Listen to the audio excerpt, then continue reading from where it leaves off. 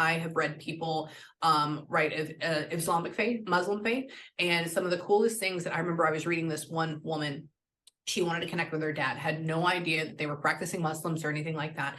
I started bringing in her dad, they're from Africa, in Niger.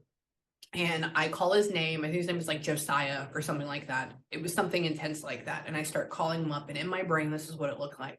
It was this all white. I want you to think of like a room with like a garage door opening, but just like and so all this white light is like pouring into this really open room.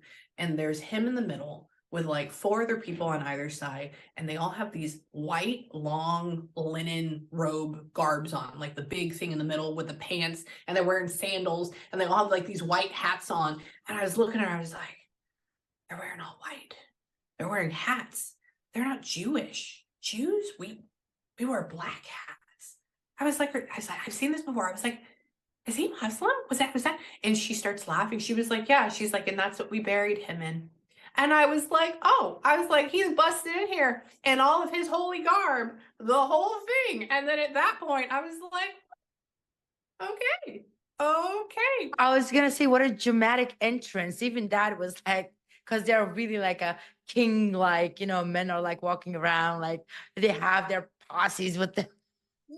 Yes, but that's what it was. But okay, so why would they do that?